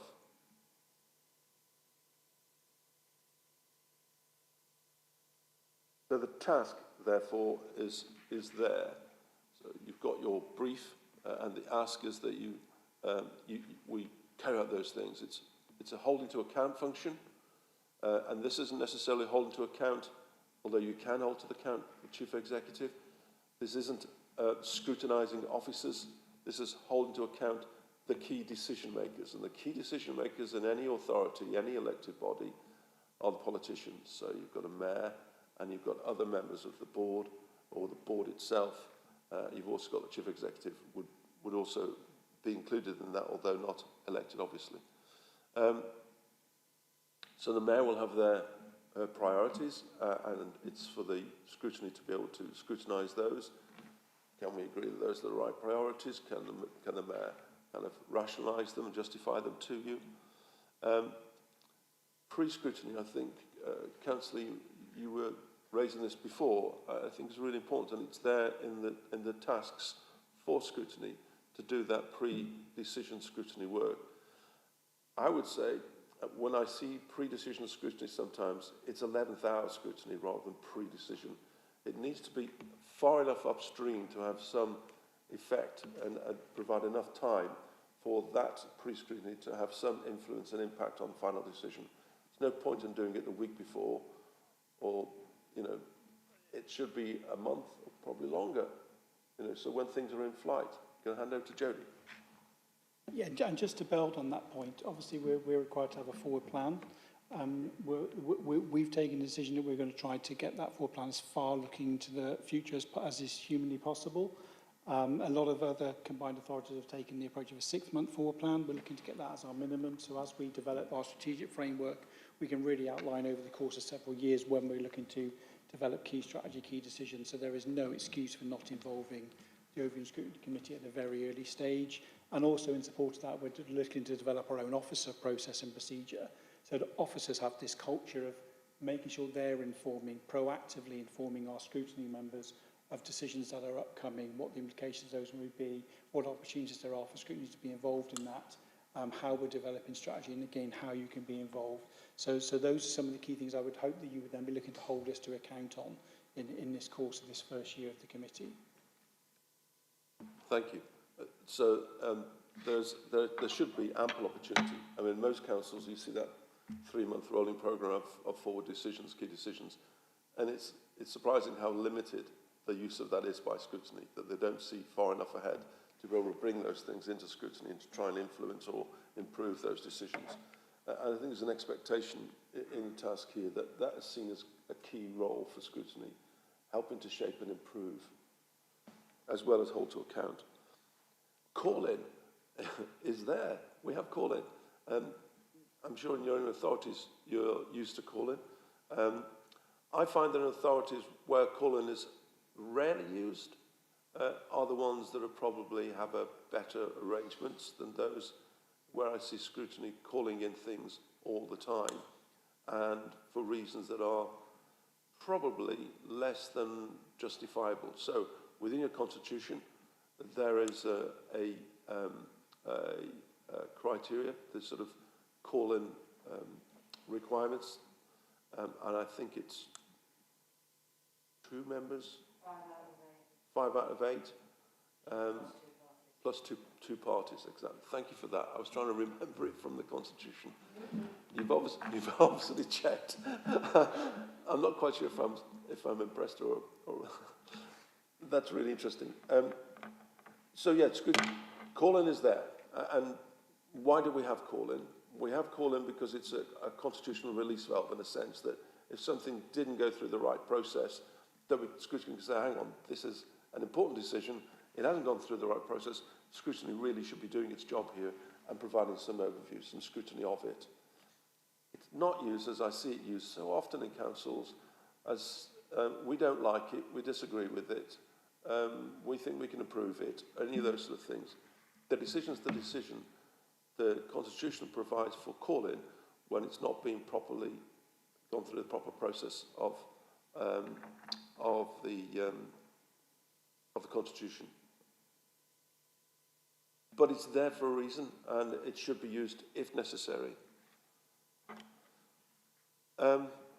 We mentioned about policy review and those things about looking at areas where you feel there might be an issues gap, where perhaps the authority could be looking at something that it hasn't looked at, and whether through some kind of collaborative approach you could pick up some of those areas that would be useful and constructive for scrutiny to actually do some work around. And I think those are interesting areas, aren't they? They're what makes scrutiny interesting very often. When I go to councils' authorities and ask, what was your best piece of work, they usually say that kind of thing, where we've taken an issue, gone over there, explored it really well, come back with some thoughts, and then pushed it back into the authority. What we've got to bear in mind is scrutiny is not a decision-making body, it's an influencer. but it's not there to say, we've done this piece of work, we now insist that you implement it. We've done this piece of work and we recommend this is what you consider. But it's for the board to decide what it considers acceptable and implementable. There's the undertaking of the strategic corporate KPIs that Scrutiny should be looking at in terms of a level of performance, but important, I think, for Scrutiny not to become a performance management committee, but much more of a strategic decision-making overview committee. Okay. It also says there at the bottom, it's possible for Scrutiny to appoint rapporteurs, if you like, to shadow lead members or portfolios or advisory committees within the council. So for members of the committee to develop specialisms a little bit and to be able to kind of report back to Scrutiny on certain areas that they've done. This sort of breaks down the workload for Scrutiny. There's a lot to get through. There's a lot of things that you can collectively do, but it may well just break the task down if you wanted to, if members develop those kind of specialisms and shadow certain parts of the authority, that you could feed that back into the committee at appropriate points.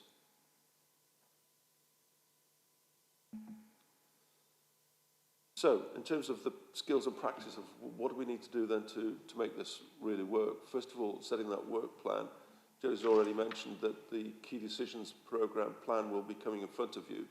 But just as you probably do in your own authority, setting out what it is you're going to be looking at in a plan, a forward plan, and having some kind of rationale or methodology behind how you will choose what to scrutinise, and probably more importantly, what you're not going to scrutinise, because given the number of meetings you're going to have, and given the agendas, I assume you want to keep fairly limited, so you're not talking of 14 items on an agenda and skimming through all of those things and not putting any effective scrutiny into them, that you'll want to have shorter agendas or shorter numbers of agenda items to be able to drill down more deeply. That means you won't have capacity to take on masses of things at each meeting. So there'll be a need for Scrutiny to prioritise. So where is our focus going to be? And for you to be able to justify that to yourself and others as to why you've chosen to scrutinise that but not scrutinise that kind of prioritisation. Of course, as members, it's about acquiring those new skills and acquiring that core knowledge.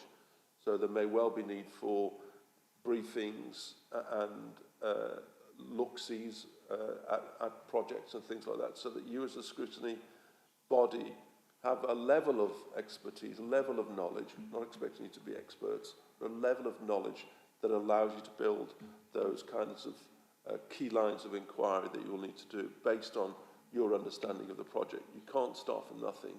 You have to be given the tools to scrutinise.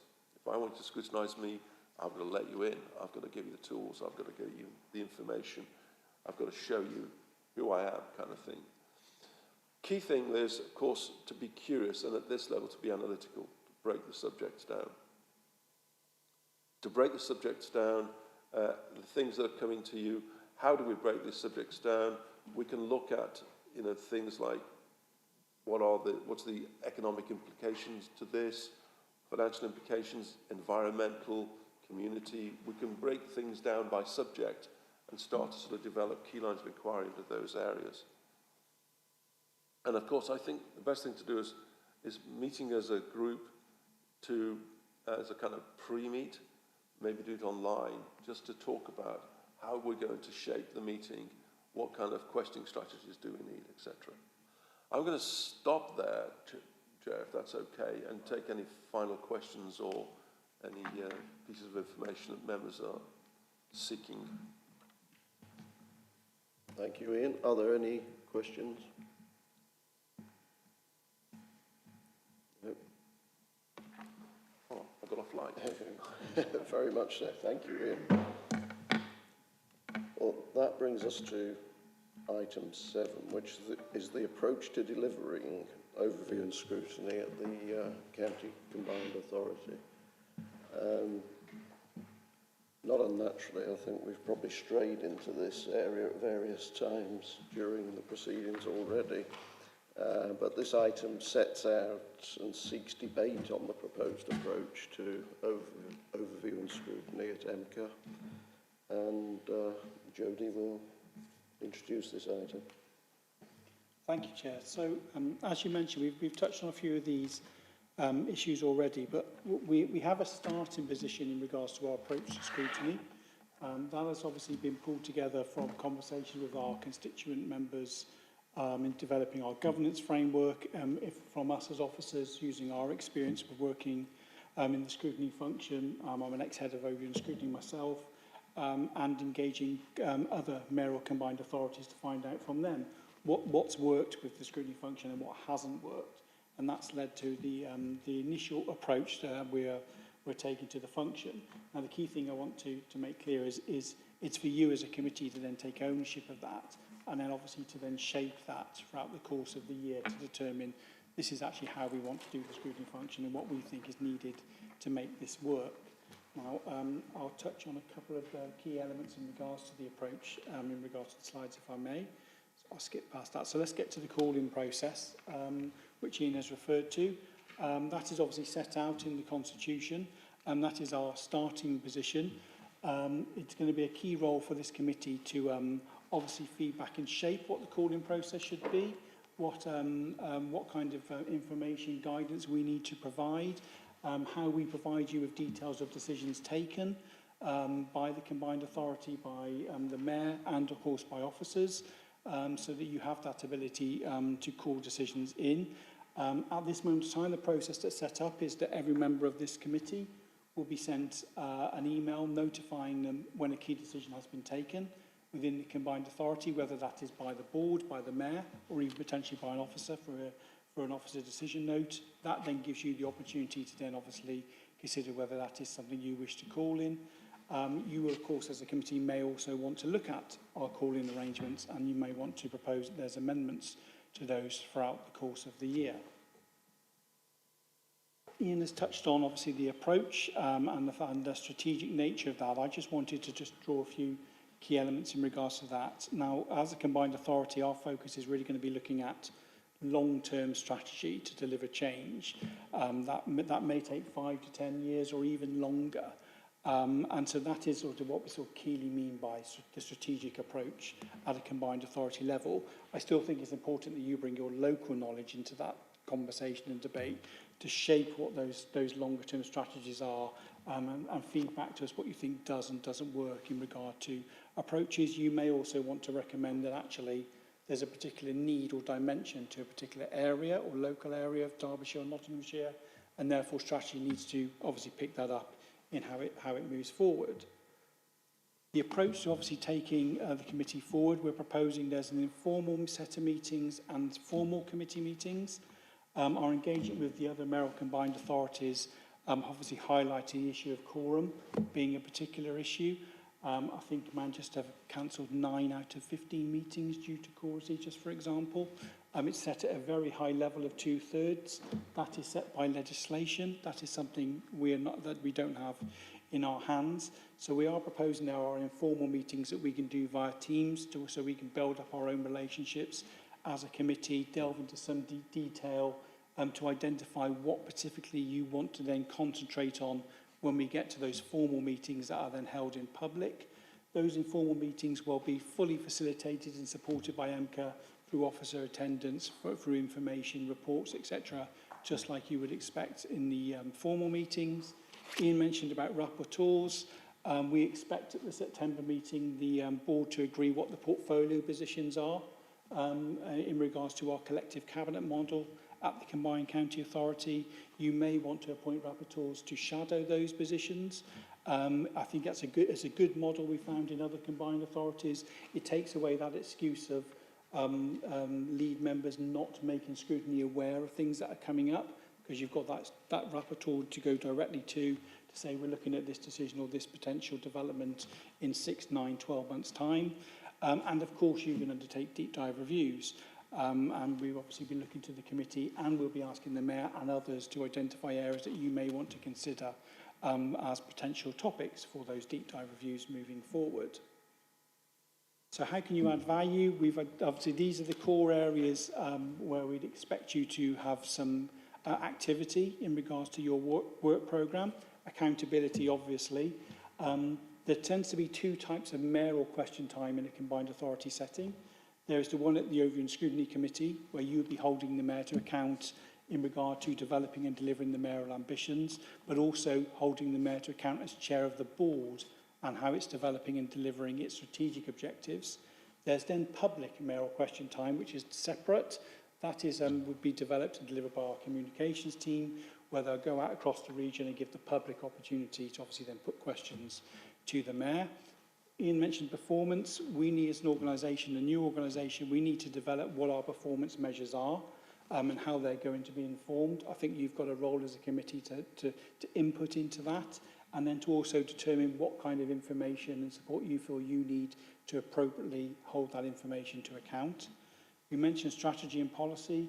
As an organisation, brand new, we currently have no strategy or strategic approaches. That is in effect our first year focus, developing what is going to be our strategic approach across the region to all kinds of thematic topics, transport, skills and employment, inclusive growth, for example.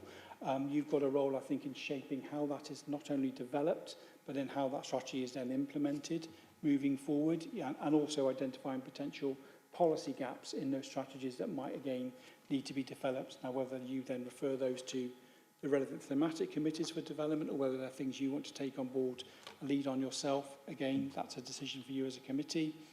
Identifying cross-cutting issues of significant concern. So these are the topics where I think you may really want to focus your deep dive reviews. And I think as a committee in the next informal meeting, there's a conversation to be had about how you actually go about identifying what those are, how you engage with district, boroughs, constituent authorities, members of the public, analysing through the media, etc., to say what are those issues and how are we then going to delve into them. And then the development function.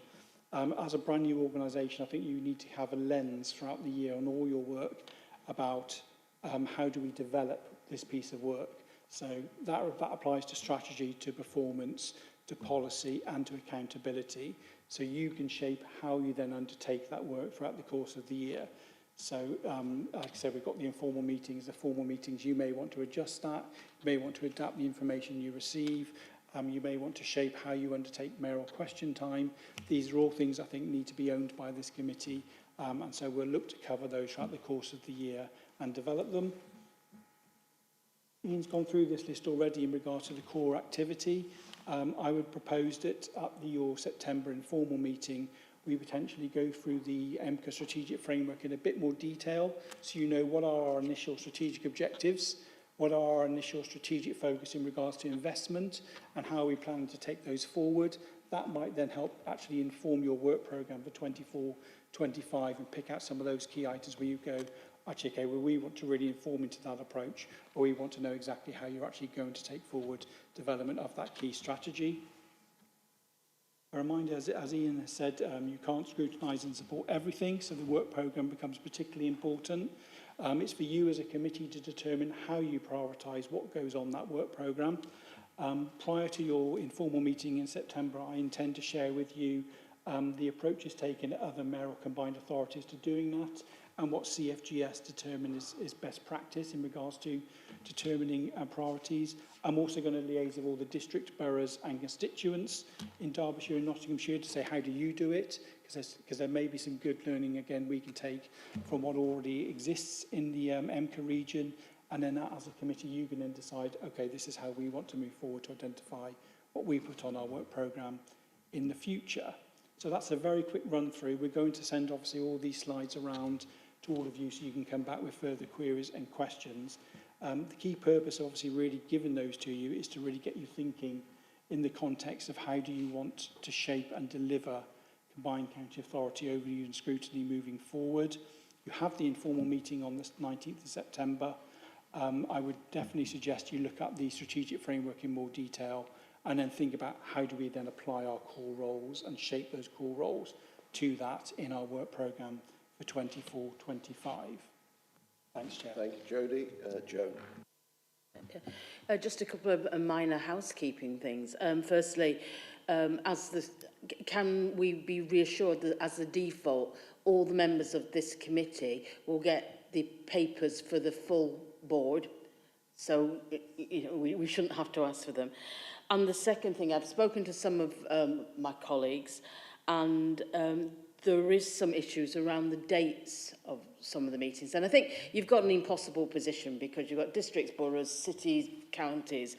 And I know there's some, I think it's Fire Authority clashes, there's East Midlands Regional Employers Board and INS meetings up at county.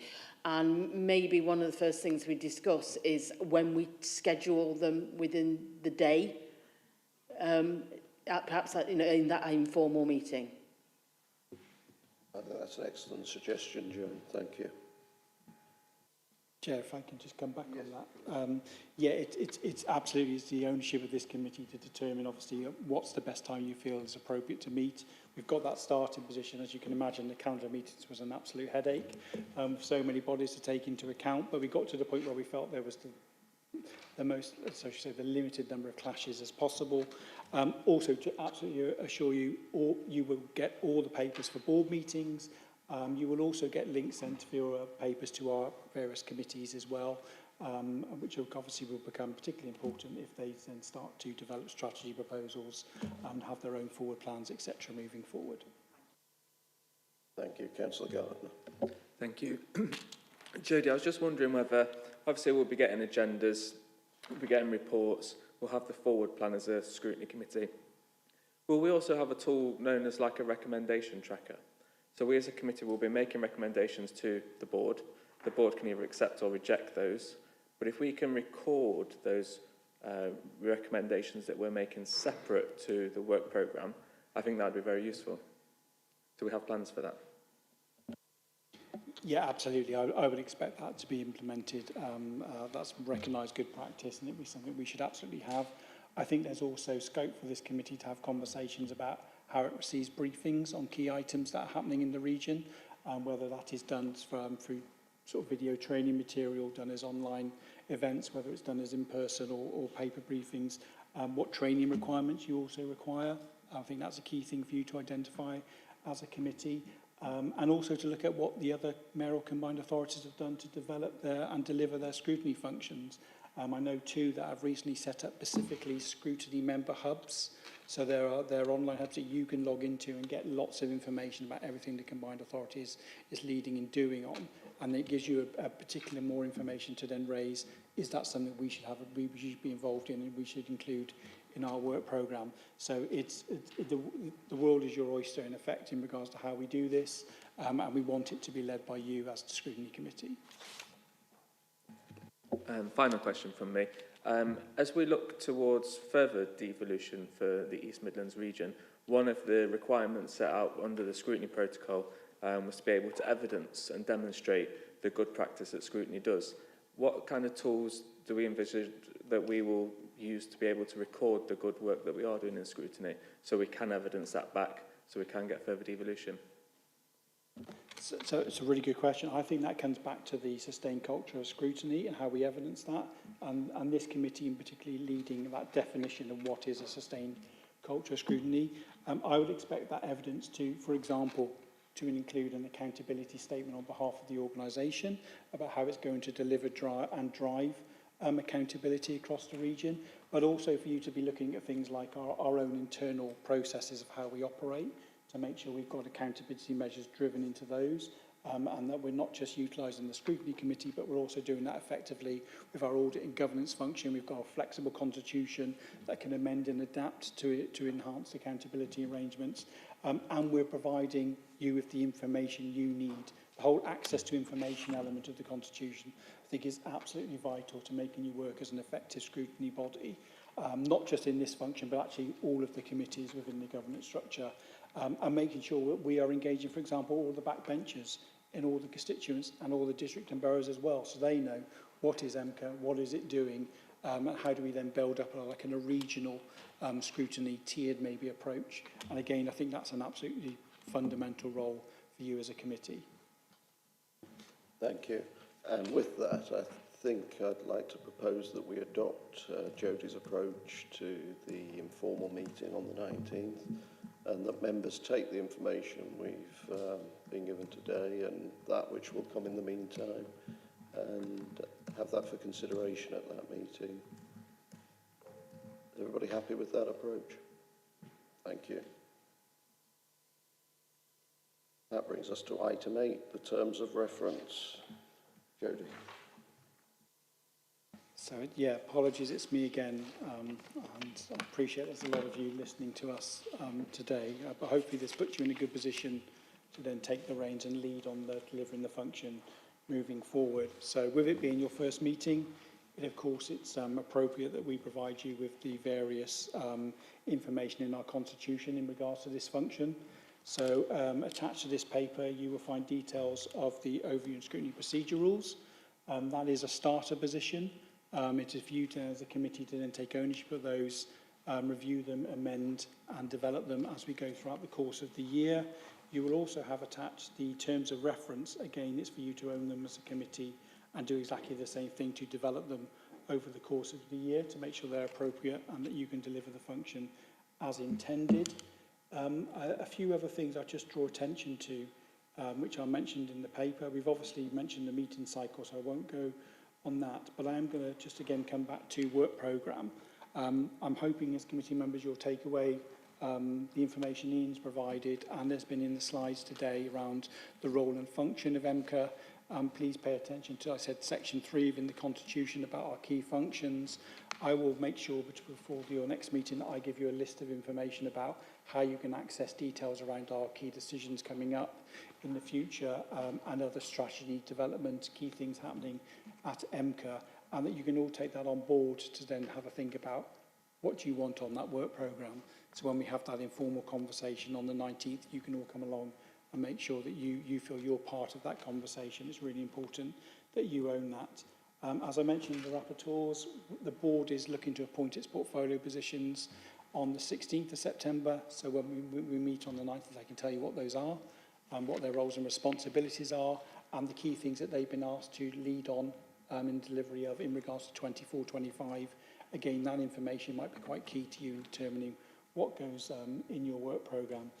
So for now, it's just a case of you noting that that's our starting position of procedurals in terms of reference, and then moving forward, it's for you to own it and develop that and amend it moving forward. Thank you, Chair. Thank you, Jodie. Any questions or comments? No, in that case, I'd like to thank members and officers and indeed Ian for your attendance and contributions today. Thank you very much. And Chair, if I can just mention, we do have copies of the slides if you want to take paper copies, but I will email you all electronic copies of everything that's been presented today.